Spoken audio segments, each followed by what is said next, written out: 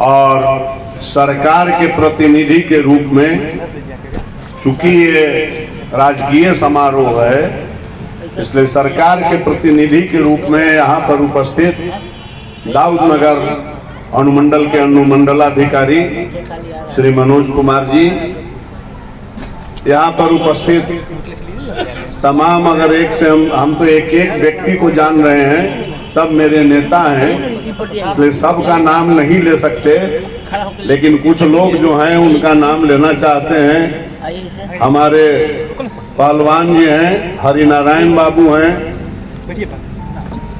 बगल में विनोद कुशवाहा जी बैठे हुए हैं, पहलवान जी का नाम है देवनारायण यादव जी, और वास्तव में वो पहलवान हैं भी। नीतीश जी के मंच से भी उन्होंने भाषण दिया था 2017 में। वशिष्ठ बाबू जी यहाँ अध्यक्ष हैं, देवकुंड थाना प्रभारी हैं धर्मेंद्र जी, इधर बैठे हुए हैं हमारे बगल में रामविलास शर्मा का भतीजा और मेरा भाई हुआ नित्यानंद शर्मा जी, हाईकोर्ट में वरीय अधिवक्ता हैं। मधु बाबू जो शायद उतने उम्र के 2-4 लोग यहाँ पर बैठे हुए होंगे, लेकिन ये भी क्रांतिकारियों की श्रेणी में एक आते हैं। आज भी वही एनर्जी है, वही ऊर्जा है। सियाराम बाबू बड़े मूर्धन्य विद्वान हैं, और बगल में बैठे हुए हैं हमारे जो ये भी कभी बेताज के बादशाह रहे, एक विभाग के श्रीनिवास शर्मा जी। उसके विषय में इनको जितनी जानकारी है शायद कम लोगों को जानकारी है। हमारे टुनटुन बाबू जो पौथू के प्रमुख लोगों में एक हैं, और तमाम मेरे साथीगण, सभी नेतागण उपस्थित, जहां तक मेरी आवाज जा रही है, जनप्रतिनिधियों, श्रोताओं, माताओं, बहनों, भाइयों। जन्म तो सब लोग लेता है, लेकिन कर्मों से महान बनता है। कहावत है कि ऐ बंदे तू आया था, सभी हंसते तू रोता था। बच्चा जन्म लेता है तो रोता है, सभी लोग खुशी मनाते हैं। बसर कर जिंदगी ऐसी कि सब रोए तू हंसता जा। इस तरह का जिंदगी जो जीते हैं, उन्हीं का नाम महापुरुषों की श्रेणी में आता है, जो समाज के लिए, जो देश के लिए, जो किसी के लिए कुर्बानी, त्याग का प्रतिमूर्ति बनता है। और त्याग से ही यहाँ पूजा होती है, न कि ग्रहण से। भगवान राम पुरुषोत्तम इसलिए कहलाए कि उन्होंने राज का त्याग करके और वन गमन किया था। राजाओं की श्रेणी में हरिश्चंद्र इसलिए कहा है, आज भी नाम लिया जाता है सत्य की प्रतिमूर्ति में, कि उन्होंने सर्वस्व दान कर दिया था।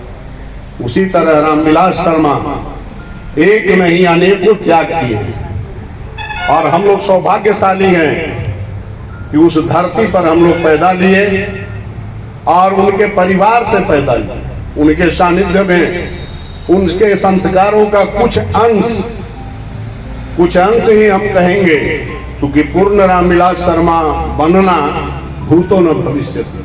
आज न वो समय है, न वो परिस्थिति है, न बना जा सकता है। मित्रों, सभी जीवनी से तो आप लोग परिचित हो गए होंगे, लेकिन 2-4 उदाहरण मैं बताना चाहता हूं। कितने त्यागी थे और कितने बड़े निर्भीक थे, कितने ईमानदार थे, ये मैं उदाहरण देना चाहूंगा। 1934 में मैट्रिक पास करने के बाद पाटलिपुत्रा स्कूल से, जो सर गणेश दत्त स्कूल आज कहता है, कॉलेज बन गया पटना में। ये बीएन कॉलेज में दाखिला लिए थे। मथुरा मिश्र और दिनकर जी से उसी समय इनकी रामवृक्ष बेनीपुरी जी ने इनको जोड़ा था, और इन लोगों की दोस्ती अटूट होते जो चल गई, जो जीवन भर निभाते चला गया। मथुरा मिश्र का परिचय देना इसलिए जरूरी हो जाता है कि रामविलास शर्मा का नाम लिए बगैर मथुरा मिश्र अधूरा हैं, और उनका नाम लिए बगैर रामविलास शर्मा अधूरा। ये दोनों की जोड़ी थी। और ठीक ही कहा, किसी वक्ता ने अभी बोला था कि कॉलेज लाइफ में ही ये स्वामी जी के संपर्क में आ गए। सर्वप्रथम राजनीति में स्वामी सहजानंद के आदर्शों से प्रेरित होकर ये आए थे। और स्वामी जी कहा करते थे कि सन्यासी को कोई संतान नहीं होता, लेकिन मेरे 2 संतान हैं, मथुरा और रामविलास। मथुरा में से 50 से लेकर 67 तक पार्लियामेंट के सदस्य बेगूसराय से रहे थे। और रामविलास शर्मा क्या आगे मैं बताऊंगा।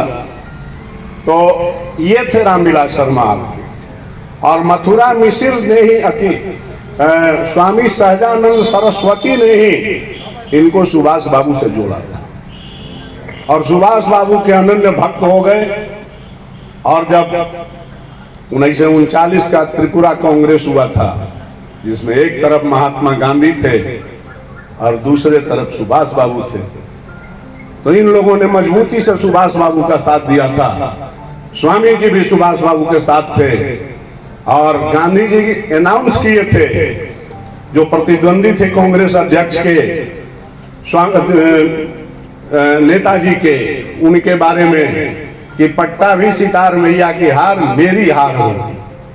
लेकिन उसके बाद भी नेताजी सुभाष चंद्र बोस विजयी घोषित हुए थे। और गांधी जी उसी दिन से सुभाष बाबू से अपना प्रतिस्पर्धा मान लिए थे कि इनके रहते हमारा कोई वजूद नहीं रह जाएगा। और लास्ट में ये स्थिति बना दिया गया कि सुभाष बाबू को देश छोड़ दो। खैर, वो तो आज राष्ट्रपिता हैं महात्मा गांधी, जो हैं वही, उन्हीं की पूजा हम लोग सब करते हैं। सुभाष बाबू का कहीं नाम नहीं है, इसलिए कि अब हम लोग वोट की राजनीति करते हैं, कर रहे हैं। राष्ट्रपिता होने लायक थे भी, त्यागी थे, महान थे वो भी, इसमें कोई शक नहीं। लेकिन रामविलास बाबू का जीवनी इस तरह से चला। और 42 में जब ये जेल गए, श्री बाबू के भी साथ स्वामी जी ने ही भी जोड़ा था। और श्री बाबू, जयप्रकाश नारायण, राम वृक्ष बेनीपुरी जी, ये लोग सभी लोग जेल में, हजारीबाग जेल में रहे थे। वहां इनकी मरणासन स्थिति हो गई थी, क्योंकि इनको बर्फ के सीली पर ही लोग को सुलाया जाता है। तो ये दम्मा रोग से ग्रसित हो गए। और श्री बाबू का ही प्लान था कि टीएन बनर्जी, उस समय सबसे बड़े डॉक्टर हुआ करते थे टीबी के, टीबी असाध्य रोग था। श्री बाबू ने एक साजिशन कि ये मर जाएगा यहाँ, इसलिए इसको जेल से निकालना चाहिए। और जयप्रकाश बाबू को भगाने में भी श्री बाबू का ही योगदान था कि आप भाग के निकल जाइए, रामविलास को हम टीबी घोषित करके निकलवा दें। और टीएन बनर्जी ने लिख दिया टीबी। उसके बाद ये जेल से निकले। उनके बड़े भाई रामानुग्रह बाबू, जिनका लड़का नित्यानंद बैठा हुआ है, ये गए थे गेट पर ले आने। साथ में शायद मेरे पिताजी भी थे, क्योंकि दोनों साले बहनोई थे, दोनों रो रहे थे। जब जेल से निकले, उन्होंने कहा कि हमको कुछ हुआ नहीं है, हमको श्री बाबू कराएंगे जेल से बाहर आने के लिए। टीएन बनर्जी के यहाँ पुनः गए, उन्होंने कहा कि हम तो श्री बाबू के कहने पर लिखे थे, इसको कुछ नहीं है, 2-3 महीना में एकदम ठीक हो जाएगा, मजबूत हो जाएगा फिर। तो इस तरह से ये लोग आजादी की लड़ाई लड़े। और कहां कहां क्या किए वो तो गाने की बात में घंटों बीत जाएगा। हमारे पदाधिकारी लोग को जाना है, शायद डिप्टी सीएम भी आ रहे हैं। लेकिन मैं इतना कहूंगा कि 52 में रामविलास बाबू चुनाव लड़े थे। एक षड्यंत्र के तहत उनको इसी गोह की धरती पर हरा दिया गया। गोह और दाऊद नगर से शत्रुघ्न बाबू लड़े थे। हारने के बाद वो राजनीति से संन्यास ले ली, इनकी इस तरह की राजनीति में नहीं करना चाहता। और चूंकि वो हाईली एजुकेटेड थे, एमए किए हुए थे, बीए किए थे बीएन कॉलेज से, बीएड किए थे, लॉ किए थे पटना यूनिवर्सिटी से, तो वो जयपुर हाई स्कूल में प्रधानाध्यापक के पद पर कार्य करने थे। श्री बाबू के आग्रह पर लाख बुलावा गया, नहीं गए। मैं एक बड़ा ही पूर्व के नेता क्या होते थे। मार्मिक बात बताऊंगा कि शत्रुघ्न बाबू को एक दिन कहा गया कि किसी तरह श्री बाबू ने कहा कि शत्रुघ्न, रामविलास हम लोग को छोड़ दिया, किसी तरह हमसे भेंट करा दो। कहीं कि इतना तो जी हम करा देंगे, लेकिन बाकी आप समझिएगा, वो बहुत जिद्दी आदमी है, मानेगा कि नहीं मानेगा ये आप समझिए। रामविलास शर्मा खेती करते थे और शिक्षक का कार्य करते थे। मकसूदपुर में उस समय गो की धरती पर ठीक ही ललित बिंद ने कहा कि बाजरा और मड़ुआ के खेती होता था, बंजर पड़ा रहता था, धान उन तो शायद अकाल होने पर हिते कुटुम्बी से आता था, चूड़ा उड़ा। तो यहाँ कुछ नहीं था, लेकिन मकसूदपुर में इनका जमीन था 60 बीघा, वहीं खेती करते थे। खिजर सराय रिलेशन में जमीन मिला था। श्री बाबू पता लगा के चले, शत्रुघ्न बाबू वहाँ चले गए, डिस्ट्रिक्ट बोर्ड के चेयरमैन थे, अपने सरकारी वाहन से गए, जाके पूछें कि कहाँ है रामविलास, क्योंकि शत्रुघ्न बाबू इनसे 7-8 साल बड़े थे। हुआ कि खेत पर पैरोपना आ जाए, वहीं है। तो ये खादी की धोती पहने हुए, मिट्टी उटी पड़ा हुआ था, और गंजी जो सिलाया गया है वही गंजी पहने हुए, सिया हुआ गंजी पहले सब लोग पहनते थे, पहन के वहां खड़ा था। शत्रुघ्न बाबू पहुंच गए कि कहीं कि आप यहाँ काहे के लिए आ गए, खबर भेजते हम आते आपके पास। अरे भाई हम जानते हैं कि तुम भाग जाता हमारा नामे सुन के, इसलिए हम चले आए। तो चलिए दरवाजे पर चलिए। दरवाजे पर ले आए। स्वागत सत्कार के बाद जब वो चलने लगे, उनको गाड़ी में छोड़ने आए, तो शत्रुघ्न बाबू देह हाथ से बहुत बरियार थे। 6 फीट 3 इंच हाइट था, शरीर से बहुत हट्टा कट्टा थे। उनको भी काला पानी हुआ था अंग्रेजों पर बम मारने के लिए, काला पानी की सजा काट के वो आए थे।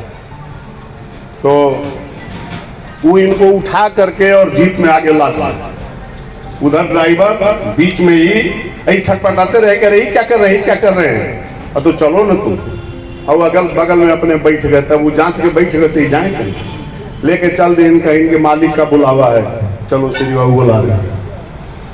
पटना गए, कहेंगे तो इसी बेस में, कहेंगे धोती कुर्ता खरीद देंगे वहां।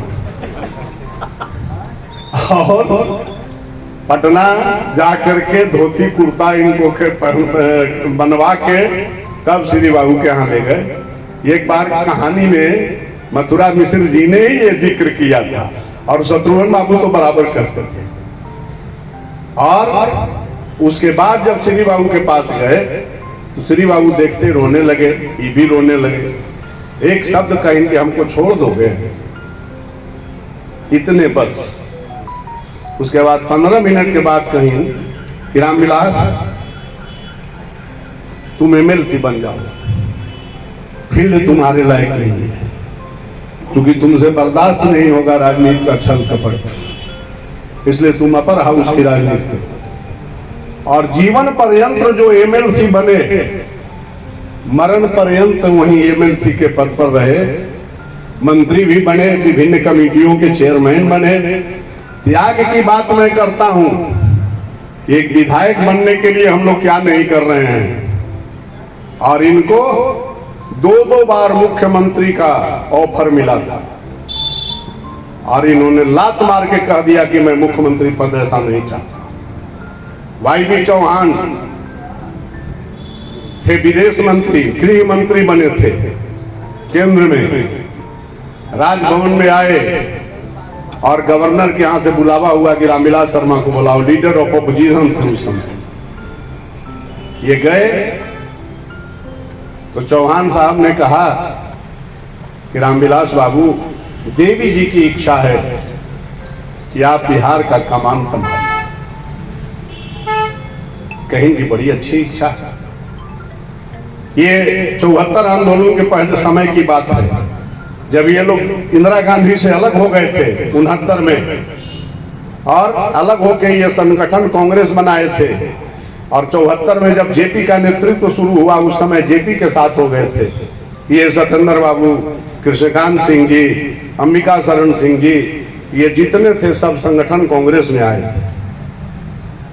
तो रामविलास शर्मा ने कहा कि कि चौहान साहब, जो चमक आपके कार्यों में विदेश मंत्री के रूप में था, नेहरू जी के समय में विदेश मंत्री थे, कहीं कि वो चमक आज गृह मंत्री के रूप में नहीं नजर आ रहा है। रामविलास शर्मा देवी जी के कोड़ा खाने के लिए पैदा नहीं लिया है। मैं इंदिरा गांधी का अंतिम दम तक विरोध करूंगा और जब तक बचूंगा उनके विरोध की राजनीति करूंगा।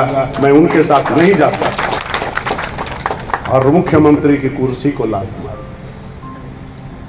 वैसे थे रामविलास शर्मा। दूसरे बार जब 74 आंदोलन पीक पर चला तो खोजा जाने लगा कि मुख्यमंत्री कौन बने जो बिहार को संभाल सके। हुआ कि रामविलास शर्मा को तोड़ो उधर से। अब्दुल गफूर साहब इनके बड़े अच्छे मित्र थे, जो बाद में मुख्यमंत्री बने थे। उनको भेजा गया कि उनकी बात नहीं उठावेंगे। गफूर साहब लाख मना किए, लाख समझाएं, कहेंगे गफूर तुम और हम साथ पढ़े हैं, तुम हमको जानते हो। पद के प्रलोभन में मैं उनकी अधीनता स्वीकार कर लूं और रोज एक इंदिरा गांधी को चिट्ठी लिखते थे, जो जो उन्होंने गलत कार्य किया था, इमरजेंसी लगाया, क्या किया उसके बारे में। अंतिम दिन, दुर्भाग्यपूर्ण दिन वो भी था जिस दिन रामविलास शर्मा का निधन हुआ। हम लोग वहीं पर खड़े थे, इंटर भी था, ये तो बच्चा था। हम उस समय इंटर में गए थे। इंटर के स्टूडेंट थे, 73 में पास किए थे, 75 की बात है। तो अंतिम उन्होंने जयप्रकाश नारायण से बात करके और जेपी ने कहा कि हमको सीपी ठाकुर को भेज दीजिए। हम यहाँ हैं बेलोर में थे जी, कि वहाँ मुंबई में जसलोक हॉस्पिटल में मुंबई में थे कि हम यहाँ हैं लेकिन हमको संतुष्टि नहीं हो रही है, सीपी ठाकुर को भेज दीजिए। उनके पर्सनल फिजिशियन थे जयप्रकाश नारायण। ये बात करके सीपी ठाकुर को कह के लास्ट कॉल जगन्नाथ जी को करके, चूंकि जगन्नाथ जी भी लोग के सहयोगी में थे, कांग्रेस के थे लेकिन सहयोगी थे। उस समय जगन्नाथ जी फिर बन गए थे मुख्यमंत्री गफूर साहब के पास। तो जगन्नाथ जी कोई कहे कि भाई सीपी ठाकुर को भेजने का सरकारी प्रबंध करके भेजिए, न जेपी मर जाएंगे तो ईंट से ईंट बजा देंगे और आप कुर्सी पर नहीं रह पाएंगे। ये कह के लास्ट में 11 बज के कुछ मिनट पर सोने गए हैं और 15 मिनट के अंदर हार्ट अटैक हुआ, देहांत हो गया। वो दिन आ गया। तो रामविलास शर्मा को जानते लोग नहीं थे और किसी ने बताने का भी काम नहीं किया। त्याग इतना बड़ा कि 2-2 बार मुख्यमंत्री के पद को लात मार के छोड़ दे, ऐसे सिद्धांत के अधिकारी थे। भोज में सभी नेता आए थे, मकसूदपुर में भोज हुआ था। शत्रुघ्न बाबू रोते रोते कहे थे कि हम लोग तो बिना पेंदी के लौटा रह गए, जिधर पाए पद के लिए चले गए, लेकिन ये आदमी सिद्धांत पर अडिग रहा, पद के लोभ में कभी डिगा नहीं, अपने सिद्धांतों के लिए सब कुछ किया। ऐसे थे आपके रामविलास साहब। विकास की बात जहां तक है तो गो की धरती पर जो हरियाली नजर आ रही है, ये लड़के श्री बाबू से उन्होंने बनवाया था नहर। उस समय सिंचाई मंत्री महेश बाबू थे। ये योजना जा रहा था नॉर्थ बिहार में, जा करके इन्होंने कहा, उस समय जनरल सेक्रेटरी थे कांग्रेस के, और कहें कि मंत्री पद भी उन्हीं को चाहिए और विकास भी उन्हीं को चाहिए और हम लोग आपके पीछे झोला ढोने के लिए रहेंगे। श्री बाबू कहीं कि इतना गर्म क्यों हो, क्या चाहिए? तो नहर हमरा बनवाइए, हमारा क्षेत्र बिल्कुल असिंचित है और गरीब से लेकर जमीन जायदाद वाले भी भूखे मर रहे हैं। उस समय नहर का निर्माण हुआ, जो 74 में 75 में निर्माणाधीन था, बन के हमको लगता है कि 75-76 में पानी दिया था। तो एक काम भी अगर ऐसा कर दिए, पूरे क्षेत्र का कल्याण हो गया। किसी जाति विशेष को, जो आज जातीय भेदभावना में हम लोग बहते हैं, रामविलास शर्मा ने कभी ये नहीं देखा। जमात की राजनीति की, उनके जमात में सब लोग थे, राम लखन यादव को राजनीति में लाने वाले रामविलास शर्मा थे, चूंकि इनके 1 साल जूनियर थे। बीएम कॉलेज में राम लखन यादव और ये एक साथ पढ़ते थे, एक साल जूनियर थे। एक कहानी और बता देते हैं राम लखन बाबू पर, याद पड़ गई। लिखे है स्मारिका में राम लखन बाबू ने एक दूसरे स्मारिका में कि किस तरह से हम लोग लड़ाई लड़े थे। न देंगे एक पाई, न देंगे एक भाई का नारा दे करके लड़ाई लोग लड़े थे, आजादी की लड़ाई में।